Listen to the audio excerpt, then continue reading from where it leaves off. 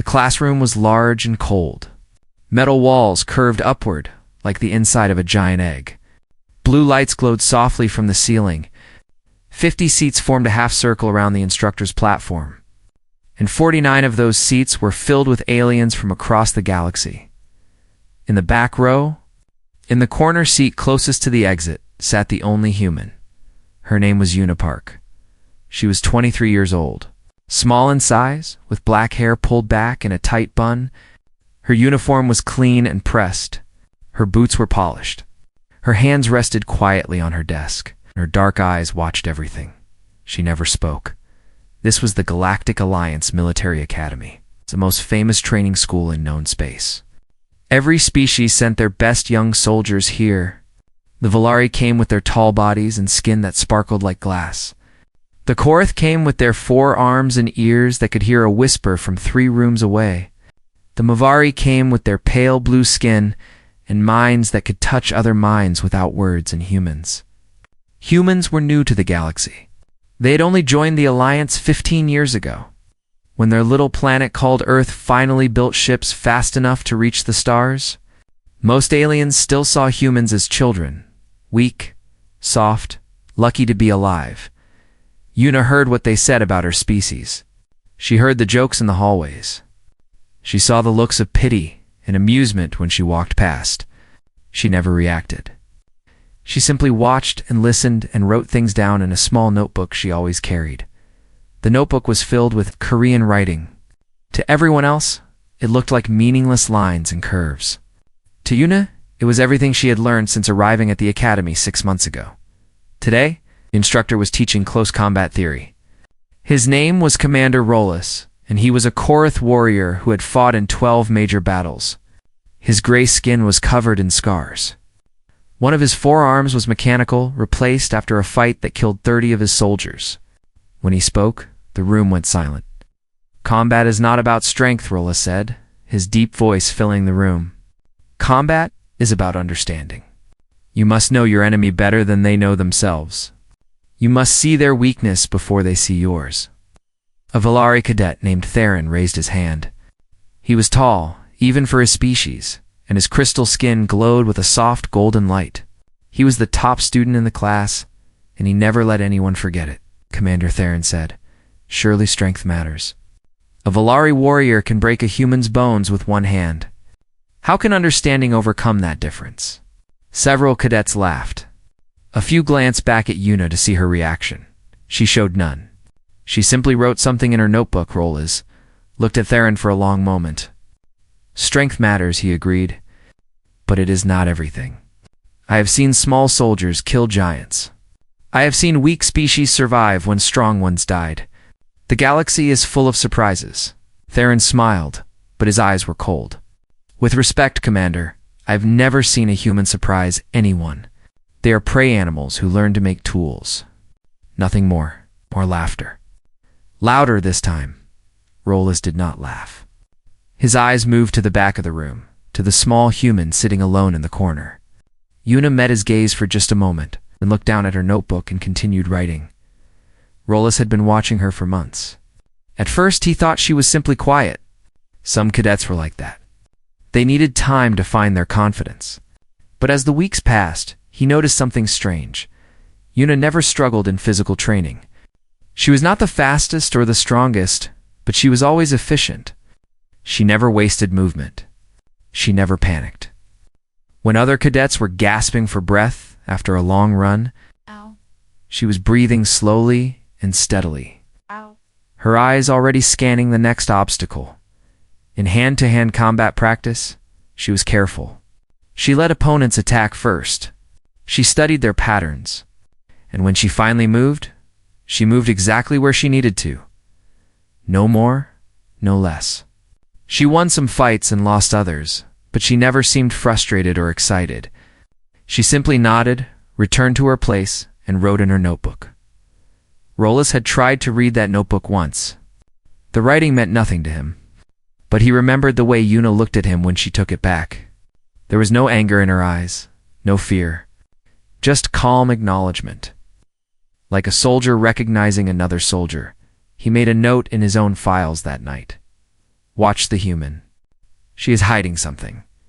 After class ended, the cadets filed out toward the dining hall. Yuna walked alone, as always.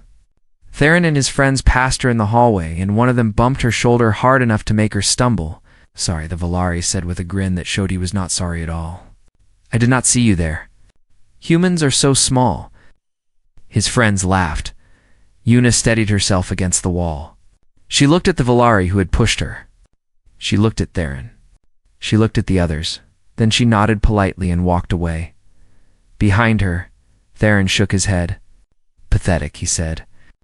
"I do not understand why the Alliance even accepts humans. They have nothing to offer." In her small room that night, Yuna sat on her bed and opened her notebook. She turned to a page near the middle, where she had drawn a simple diagram of the hallway. Small marks showed where each cadet usually walked. Notes in Korean described their habits, their weaknesses, their blind spots. She added a new note next to Theron's name: overconfident. Relies on size. Does not guard his left side when he turns. She had learned many things at the academy. She learned about alien weapons and starship tactics and the history of 100 wars fought across 1,000 worlds. But the most important things she learned were not in any textbook. She learned which cadets were kind and which were cruel. She learned which instructors were fair and which played favorites. She learned the layout of every building, every corridor, every maintenance shaft. She learned the sounds the station made at night, the patterns of the patrols, the places where cameras did not reach. She learned because that was what she had always done. Back on Earth, in the mountains of Korea, she had trained with soldiers who understood one simple truth. The loudest voice in the room was usually the first to die. Yuna closed her notebook and looked out her small window at the stars. Somewhere out there, her family was waiting for her. Her mother, who had cried when she left. Her father, who had simply nodded and told her to come home alive. Her younger brother Junho, who wanted to be a pilot someday. She would not let them down. She would not let anyone see what she really was until the moment it mattered. And when that moment came, they would understand why humans had survived on a dangerous planet for 200,000 years. They would understand why her species had crawled out of the darkness again and again. Against every predator and every disaster and every odd, humans were quiet because they were always listening. Humans were patient because they were always waiting. And when the time came to act, humans did not hesitate. Yuna turned off her light and went to sleep. Tomorrow would be another day of silence, another day of watching, another day of learning. She could wait. She was very good at waiting. The training ship was called the Horizon. It was a cruiser-classed vessel, 200 meters long, with gray armor and blue engine lights that glowed like distant stars.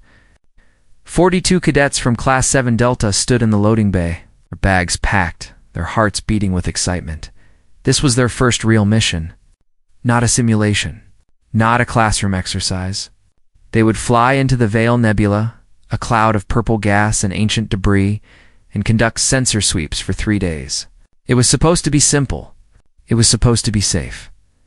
Yuna stood at the back of the group, her small bag over her shoulder.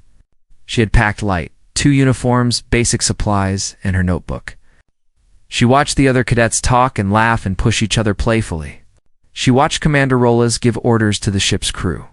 She watched the maintenance workers check the hull for damage. She noticed that one of the sensor arrays on the port side was slightly misaligned. She noticed that the emergency lights in Corridor 7 flickered every 30 seconds. She noticed that the ship's doctor looked tired, like she had not slept in days. Yuna wrote everything down. The first 2 days passed without trouble.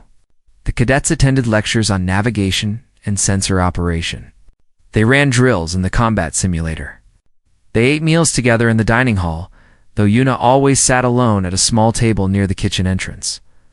On the 3rd day, everything changed. It happened at 0347 hours, ship time. Yuna was awake, as she often was at night. She was sitting in the observation deck, looking out at the purple swirls of the nebula when she felt the ship shake. The lights went red. Alarms screamed through the corridors. Yuna was moving before the first announcement came. "All hands, this is the bridge." We are under attack. Multiple boarding vessels detected. All cadets report to the message cut off in a burst of static. Yuna ran through the corridors, staying close to the walls, listening for footsteps. She knew the ship's layout by heart. She had memorized it during the first day, walking every hallway, opening every door, climbing through every maintenance shaft she could find. She heard screaming from the direction of the bridge. She heard weapons fire from below. She heard a sound she did not recognize, a clicking, chittering noise that made her skin crawl. She stopped at a supply closet and opened the door. Inside, she found a fire extinguisher, a toolkit, and a first aid box. She took the extinguisher and 2 heavy wrenches from the toolkit. Then she kept moving. The bodies started appearing near the crew quarters. 2 instructors, lying in pools of dark blood. A Mavari cadet, unconscious but breathing, her blue face pale with shock. Yuna checked her pulse, confirmed she was alive, and moved on. She would come back for her. But first, she needed to understand what was happening. She found a working terminal near the engine room and accessed the ship's sensors. What she saw made her heart go cold. 3 boarding vessels had attached to the horizon. Nearly 60 hostiles were now aboard. The bridge was compromised. Commander Rollis was listed as critically wounded. The senior instructors were either dead or missing. The attackers were Scrath. Yuna had read about the Scrath in her studies. They were insectoid creatures, exiled from civilized space centuries ago for crimes too terrible to name. They attacked ships for resources, for prisoners, for sport. They did not negotiate. They did not show mercy, and they were hunting through the ship right now, killing everyone they found. Yuna closed her eyes for 3 seconds. She took 1 deep breath. Then she opened her eyes and started planning. She needed to find the other cadets. She needed to organize them. She needed to fight back. She moved through the maintenance shafts, crawling through spaces so tight that her shoulders scraped against the metal walls. The Scrath were too large to follow her here. That was her first advantage. She found 17 cadets barricaded in the cargo bay. They had pushed crates against the doors and were huddled in the center of the room. Some crying, some praying, some staring at nothing with empty eyes. Theron was there. His golden skin had lost its glow. His hands were shaking. A Korath cadet named Sori was trying to give orders, but no one was listening. A young Valar human hybrid named Do-Yan Kung was checking a wounded Mavari for injuries. He was the only one who seemed calm. Yuna dropped from a ceiling vent and landed softly on her feet. 17 pairs of eyes turned toward her. "The barricade will not hold," she said. Her voice was quiet but steady. "The Scrath will break through in less than 10 minutes. We need to move." Theron stared at her like she had spoken in a foreign language. "You, the silent human? You want to lead us?" Yuna met his eyes. She did not look away. "I want us to survive. That requires moving. Now why should we follow you?" Do-Yan asked. His voice was not hostile, just curious. "You have never said 10 words in class. Why should we trust you now?" Yuna considered the question. She thought about all the months of silence, all the watching and waiting and writing. She thought about her training back on Earth, the long nights in the mountains. The instructors who had taught her that leadership was not about words. "I am trained for this," she said simply. "Are you?" No one answered. "The Scrath are hunting in packs of 4 or 5, Yuna continued. "They are using the main corridors. They have not found the maintenance shafts yet. I know paths through this ship that they do not. I know where we can go, and I know how to fight them when we have to." She paused and looked at each of them in turn. "You can stay here and die, or you can follow me and maybe live. I cannot promise anything except that I will do everything I can to get us through this." Silence. Then Do-Yan stood up. He picked up a metal pipe from the floor and held it like a weapon. "I will follow you," he said. "What do you need me to do?" One by one, the others stood. Even Theron, though his face was twisted with shame and confusion. Yuna nodded. "Good. We move in 2 minutes. I will explain the plan as we go. Stay quiet, stay close, and do exactly what I say." She turned toward the maintenance shaft she had come through. Behind her, 17 cadets gathered their courage and prepared to follow a human.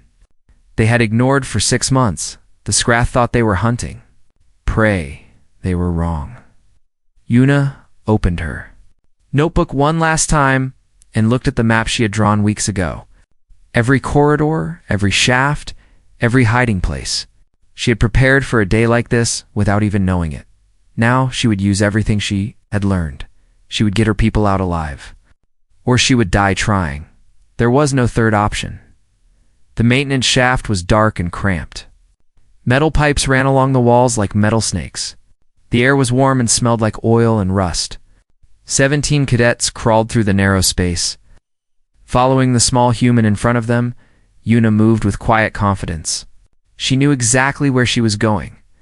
She had crawled through these shafts before, during her nights of exploration, mapping every turn and every junction in her notebook. Behind her, the cadets struggled. The Valari were too tall. Their crystal shoulders scraped against the ceiling. The Korath had to fold their forearms close to their bodies. Only the Mavari, small and flexible, moved with any ease. Yuna stopped at a junction and turned to face the group. In the dim emergency lighting, her face was calm and focused. "We are going to the engine room," she whispered. "The Scrath have not reached it yet. The crew there can help us, and the room has strong doors we can defend." "How do you know the Scrath have not reached it?" "Sorry," the Koroth cadet asked. Yuna held up a small device. "I took this from the supply room. It monitors the ship's internal sensors. The engine room still shows crew life signs. The bridge does not." Doyan looked at her with new respect. "You planned for this?" "I planned for something," Yuna admitted. "Not this exactly. But I always believe in being ready." I moved on. Along the way, Yuna taught them. She spoke in short, quiet sentences, giving instructions that stuck in their minds like songs. "Check corners before you enter a room. Always. Control your breathing. Fear makes noise. Noise brings death. If you are wounded, you keep moving until you cannot move anymore. Then you cover the retreat for the others. Never assume an enemy is dead until you have confirmed it yourself." The cadets listened. They had no choice. Every word she spoke made sense. Every instruction came from real experience that none of them had. They reached a ventilation hub and stopped to rest. Yuna checked her sensor device and frowned. The Scrath were moving through the ship faster than she had expected. They were organized, methodical. This was not a random attack. They had a plan. "We need to split into groups," she said. "Different skills, different tasks." She pointed at the Korath cadets. "You have the best hearing. You will be scouts. Move ahead of the main group. Listen for Scrath and report back." She pointed at the Valari cadets. "Your bodies can handle extreme temperatures. When we reach the engine room, you will secure the reactor section. The Scrath will not want to fight near the hot plasma vents." She pointed at the Mavari cadets. "Your telepathy does not work well against the Scrath, but you can sense their emotions. Fear, anger, confidence. Tell me what they are feeling. It will help me predict what they will do." Finally, she looked at Doyen and the few other cadets who did not fit neatly into categories. "You are with me. We are the response team. When trouble comes, we handle it." Theron stepped forward. His golden skin was dull with stress, and his eyes were tired. "What about me?" he asked. His voice was smaller than Yuna had ever heard it. She looked at him for a long moment. She could have reminded him of all the insults, all the jokes, all the times he had called her species weak. But she did not. "You're strong," she said simply. "When we need to break through something, you will do it. Stay close to me." Theron nodded. Something in his face changed. Not gratitude exactly, but understanding. They moved on. The first real fight came near the medical bay. 2 Scrath warriors were dragging an unconscious crew member through the corridor. They were huge creatures, nearly 3 meters tall, with black shells and too many legs. Their eyes glowed red in the dim light, and their mouths clicked and chattered constantly. Yuna held up her hand. The group stopped. She studied the Scrath for several seconds. She watched how they moved, how they balanced their weight, how they held their weapons. She noticed that their joints bent backward, like birds. She noticed that they kept their heads very still, which meant their peripheral vision was probably limited. She picked up a small piece of metal from the floor and threw it down a side corridor. The sound echoed through the ship. Both Scrath turned toward the noise. Una moved. She was fast, faster than anyone expected. She came at the first Scrath from behind, swinging her heavy wrench at the back of its leg joint. The creature screamed and collapsed. Before the second Scrath could react, she had already rolled under its reaching claws and struck upward at the soft membrane under its chin. The Scrath fell. Una stood over them, breathing hard. Her wrench was covered in dark fluid. Her hands were steady. The joints, she said to the watching cadets. The membrane, under the chin, the eyes, these are weak points. Remember them. Doyan stared at her. How did you know? Una wiped her wrench on a piece of cloth. I did not know for certain. But every creature has weak points. I watched how they moved and I guessed. The rest was instinct. She checked the unconscious crew member. It was one of the ship's doctors, badly wounded, but alive. Una gave quick instructions for carrying her. The group moved on. Over the next several hours, they fought 3 more times. Each time, Una led the attack. Each time, she found new weaknesses to exploit. The Scrath were strong and fast, but they were overconfident. They did not expect resistance from cadets. They certainly did not expect a human to be the most dangerous thing on the ship. By the 12th hour, it gathered more survivors. 31 cadets were now following Una through the ship. They had weapons taken from fallen Scrath and supplies gathered from storage rooms. They had a purpose in the 14th hour. Una led a team to the medical bay to rescue Commander Rawless. The old Koroth warrior was barely alive, his body broken and bleeding. Una performed field surgery using techniques she had learned in the mountains of Korea, stitching wounds with steady hands while the Mavari medic watched in horror. Where did you learn this? The medic asked. Training, Una said. Humans do not always have doctors nearby when people get hurt. We learn to take care of each other. By the 16th hour, they had taken back the engine room. By the 17th hour, they had established a defensive perimeter. By the 18th hour, Una was looking at the ship's schematics, planning the final attack. The bridge was still in Scrath hands. Their leader, a massive creature called the Brood Leader, had made it his command center. 20 Scrath soldiers guarded him. Una looked at her exhausted, wounded, terrified cadets. They had done more than anyone could have expected. They had survived. But surviving was not enough. She needed to win. She opened her notebook and began to draw a new plan. The cadets gathered around her, watching her work. They did not question her anymore. They did not doubt. They had seen what she could do now. They would see what they could do together. 7 cadets stood in a circle around Una. These were the ones still able to fight.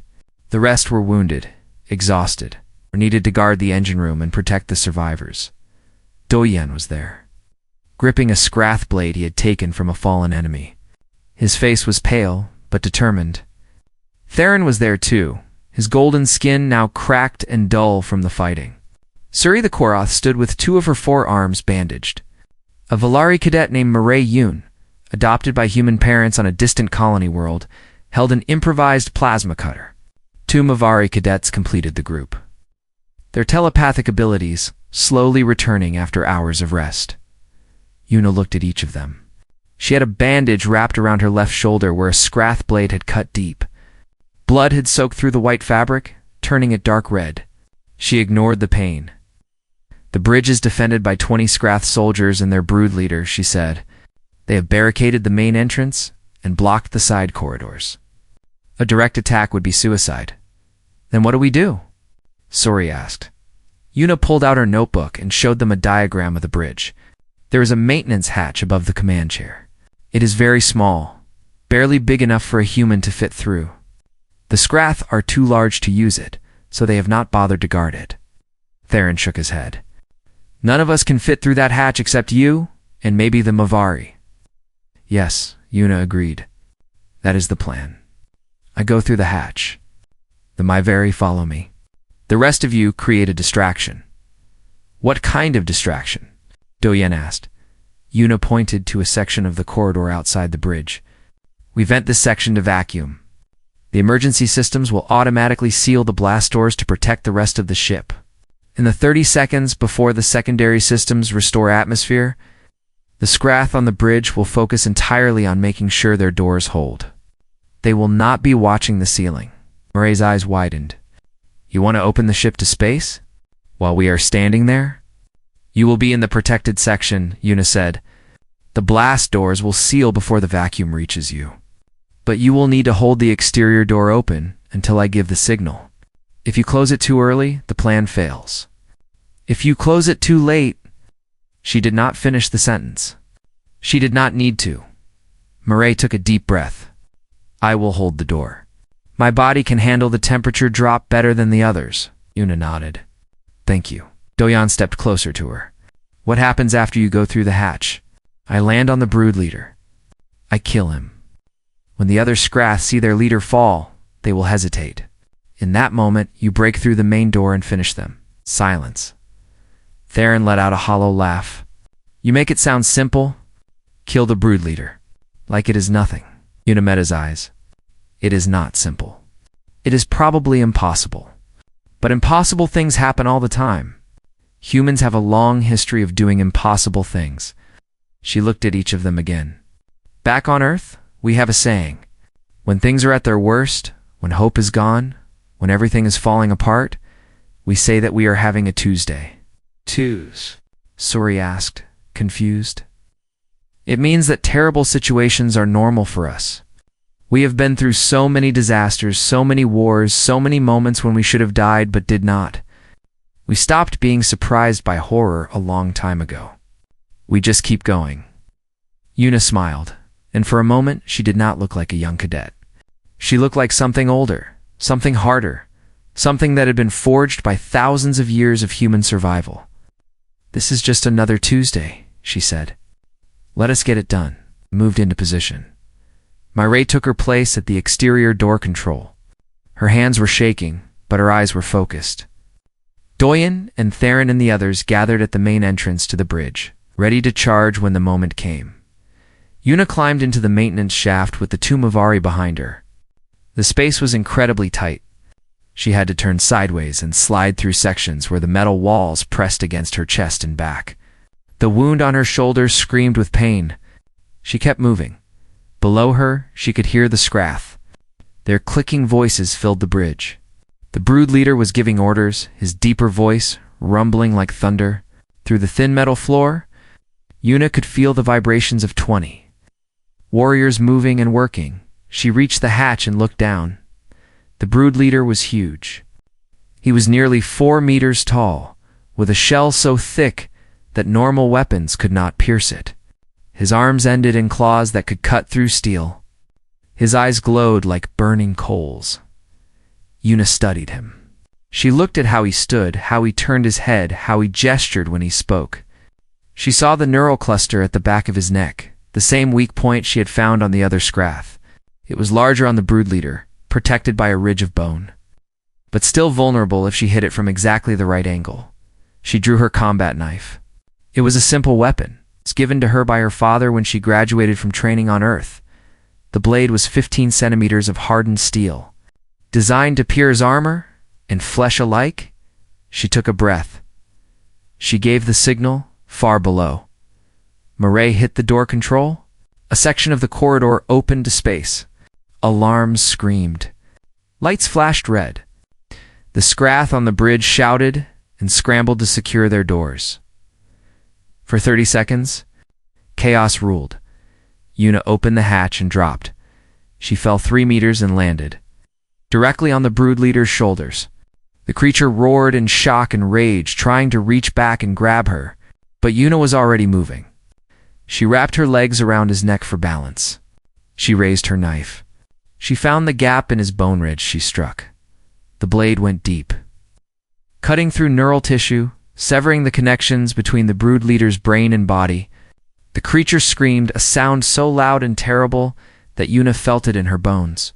Then he collapsed, his massive body hitting the deck like a falling mountain, Una rolled clear and came up in a fighting stance. The other. Scrath stared at her. For a moment, no one moved. A human, small and bloody and alone, had just killed their leader in seconds. Now, Una shouted. The main door exploded inward. Doyon and Theron led the charge, weapons raised. The Korath scouts came behind them, their forearms carrying multiple weapons. The Volari formed a second wave, crystal bodies reflecting the emergency lights. The Scrath fought, but their hearts were not in it. They had watched their brood leader die. They had seen a prey species do the impossible. They no longer believed they could win. The battle was brutal and short. 3 more cadets fell, wounded but alive. The Scrath fought to the last, as their species always did. But in the end, the bridge belonged to the cadets. Una stood at the command chair, her knife still in her hand, her shoulder bleeding freely now. Around her, her classmates caught their breath and checked their wounded. Doyon came to stand beside her. "You actually did it," he said. "You killed the brood leader." Una looked down at her knife, at the dark blood on the blade. "We did it," she corrected. "All of us together." She turned to face the bridge's main screen. The purple clouds of the Veil Nebula swirled peacefully outside. Somewhere out there, Alliance rescue ships were searching for them. "Send a distress signal," she ordered. "Let them know we are alive." For the first time in 18 hours, Una allowed herself to feel hope. They had survived. Against all odds, they had survived. 6 hours later, the Alliance rescue ships arrived. The cruiser Golden Shield came out of hyperspace first, followed by 2 destroyer escorts and a hospital ship. When they saw the horizon drifting through the nebula, scarred but intact, they could not believe their sensors. Captain Vorn, a veteran Korath officer, personally led the first boarding team. He expected to find bodies and wreckage. Instead, he found 31 cadets standing in formation in the cargo bay, wounded and exhausted, but alive. Behind them lay the captured Scrath weapons, neatly organized. The wounded were already receiving treatment from surviving medical staff. And at the front of the formation stood a small human with blood on her uniform and fire in her eyes. Cadet Una Park reporting. "Sir," she said, her voice calm and steady. "The horizon is secured. 42 cadets were aboard when the attack began. 31 survived. Commander Rolls is in critical condition, but stable. The Scrath boarding force has been eliminated. The bridge is under our control." Captain Vorn stared at her for a long moment. In 30 years of military service, he had never heard a report like this. First-year cadets did not repel Scrath boarding parties. They did not kill brood leaders. They did not survive 18 hours of combat against superior numbers. "You did this?" he asked. "You led the defense." Una shook her head. "We all did this, sir. Every cadet fought. Every cadet contributed. I simply helped organize the effort." Behind her, Doyon Kung spoke up. "She is being modest, sir. She saved our lives. All of us. She was the one who knew what to do when everyone else was panicking." Captain Vorn looked at the other cadets. He saw Volari and Korath and Mavari standing behind a human, looking at her with respect and gratitude. He saw species that normally considered humans inferior, now treating one as their leader. He understood that something remarkable had happened here. The journey back to the academy took 3 days. During that time, Una was interviewed by military intelligence officers, medical staff, and Alliance officials. She answered their questions simply and directly, never exaggerating her role, always crediting her classmates. The footage from the Horizon security cameras told a different story. The officials watched Una organize the defense, watched her lead attacks, watched her drop through the hatch onto the brood leader's back. They watched a small human do things that should have been impossible. The footage spread through the Alliance networks within days. News programs across 12 systems carried the story. The human cadet who saved the Horizon, the silent one who became a warrior. 3 weeks after the incident, the Galactic Council convened a special ceremony on the Alliance capital world. Representatives from every member species gathered in the Grand Hall, a chamber so large that clouds sometimes formed near the ceiling. Una stood at the center of the floor. Wearing a dress uniform that was slightly too big for her small frame, her shoulder was still bandaged, but the doctors said she would heal fully. Her family was in the audience. Her mother was crying. Her father was smiling, a rare expression on his serious face. Her brother Junho was bouncing in his seat, barely able to contain his excitement. Chancellor Miran, an ancient Mavari with silver-blue skin, addressed the assembly. "We are here to honor exceptional courage," he said, his telepathic voice echoing in every mind. Cadet Unipark of Earth demonstrated bravery and leadership beyond anything we have witnessed from a first-year student. She organized a defense against overwhelming odds. She led her fellow cadets through 18 hours of combat. She personally killed the Scrath brood leader in single combat. He paused and looked at Una with ancient, knowing eyes. "For these actions, we award her the Crimson Star, the highest honor our alliance can bestow on a soldier in combat. She is the first human to receive this honor." The audience applauded.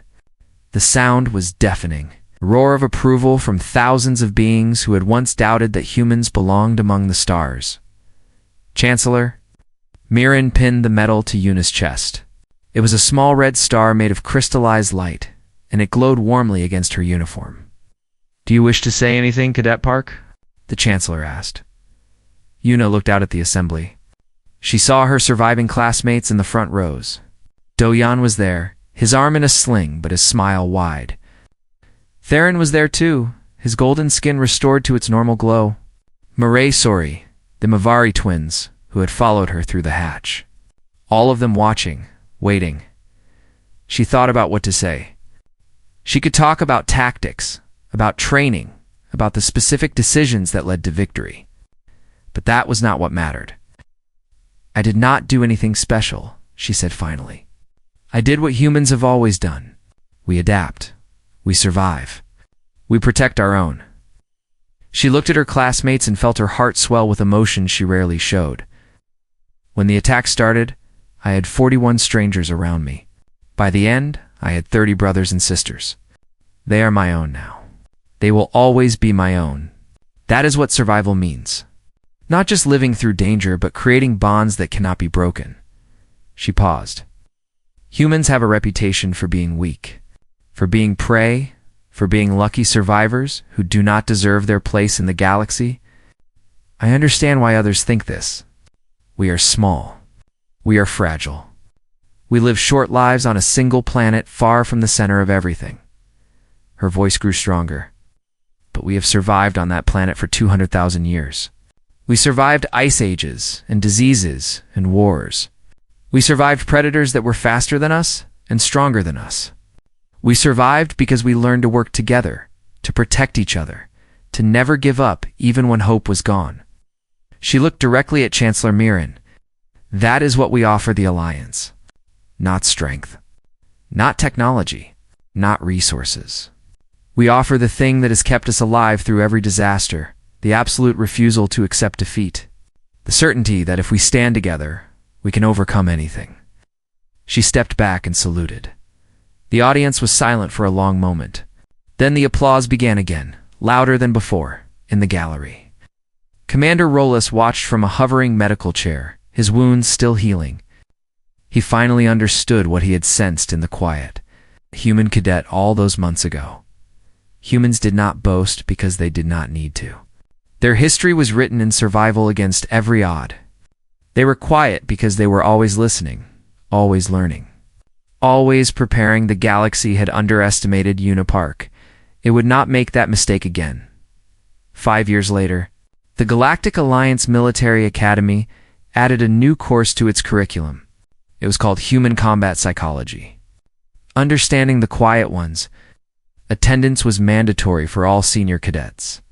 The first lesson in the textbook featured a photograph of a young Korean woman sitting silently in the back of a classroom, writing in a notebook nobody could read. The caption beneath the image read, "Observation is the first weapon. Silence is the second. Survival is the only grade that matters." Attributed to Admiral Una Park, Commandant of the Alliance Defense Fleet. On the wall of her office, Admiral Park kept only one decoration. It was a small notebook, worn and faded, filled with Korean writing that no alien could understand. She still wrote in it every day. She was still learning, she was still preparing, and she would never stop.